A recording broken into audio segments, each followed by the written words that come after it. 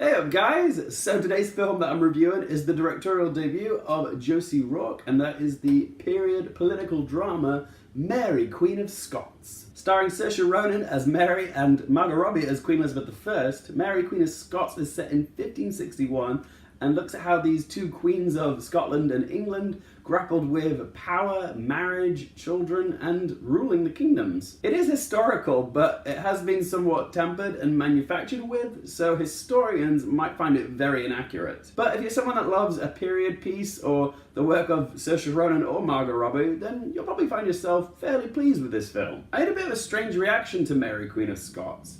I was absorbed by it, and I thought it was very well shot and directed.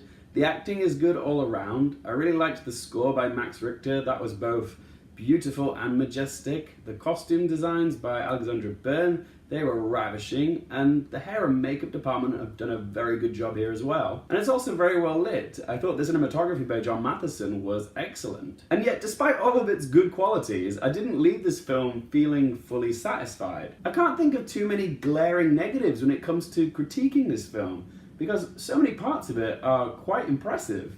But for some reason, this film just didn't sit with me right. I didn't enjoy it as much as I wanted to. I think when it comes to enjoying this film, it will come down to your own personal tastes. I mean, it's easy to call a period film out for not being historically accurate, but to be honest, it didn't bother me that Mary and Elizabeth met, even though history states that they never actually met in real life. And apparently Saoirse Ronan's accent doesn't make any sense because she has a Scottish accent here, an accent that she nails, by the way. But Mary was raised in France for the majority of her childhood before she moved to Scotland, so the fact that she has a Scottish accent doesn't make a whole lot of sense. But like I said before, these things that other people have taken issue with this film with, I don't constitute as negatives, in my opinion. I didn't question the inaccuracies of another period film that just came out, The Favourite.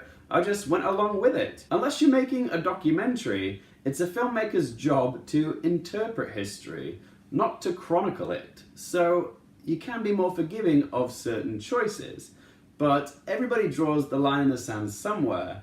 And I think with this film, everyone's line in the sand varies. Like there's certain choices in this that some people will be more tolerant of and other people won't be. It's up to you as a viewer to decide if you agree with it or not. For instance, some people may applaud Josie Rourke's decision to hire actors of colour to play noblemen and chambermaids. But others will hate it because it's not historically accurate.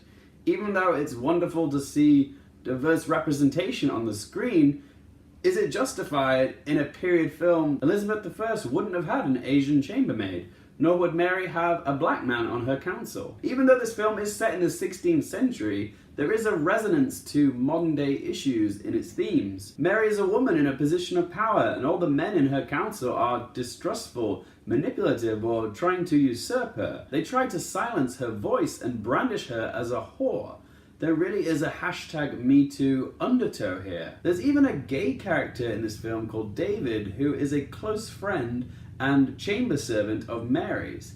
And Mary was a strict, proud Catholic, but her reaction to David's sexuality is obtusely progressive for this period in time. She even says, "You've not betrayed your nature." But pushing for political correctness in period films just clunks up the film's sense of believability because the attitudes in society at the time were not what they are now. Pretending that they were open-minded and inclusive doesn't feel truthful. In a sense, Rourke's progressive ideologies towards diverse colorblind casting and pushing a feminist and the LGBT agenda is her downfall because it doesn't gel with this film's setting in history. In the end, guys, I thought Mary Queen of Scots was good, but I didn't think it was that memorable. It's a film that feels less than a sum of its parts, because it does have a lot of good parts, but weirdly it doesn't add up to something great. Alright, so it's time to ask the 3 questions. Would I watch this again? Nah, I didn't enjoy it that much. It just wasn't my cup of tea. Alright, so question number 2. Would I recommend it for you guys? I would say if you're a fan of either Saoirse Ronan or Margot Robbie's work, then it's definitely worth watching for their performances because they are both excellent here. And I'd say if you're a fan of period films, then yeah, it's certainly worth a watch. But if you're on the fence about this film, then I'd say probably give it a miss. You'd be better off watching something like The Favourite rather than Mary Queen of Scots. And what score am I going to give it out of 10? It's a strange one to score, this one, because there were so many parts of it which I actually quite appreciated. But at the same time, I left this film not feeling that moved by it. So I'm going to give Mary Queen of Scots a score of 5 out of 10. There you go, guys. Those are my thoughts on Mary Queen of Scots. But this is just one bloke's opinion. I would love to know, what do you guys think? And my quick question for you guys today is, who is the better actress between Saoirse Ronan and Margot Robbie? Whatever you think, be sure to let me know in that comment section below. If you guys do like this content, don't forget to click subscribe.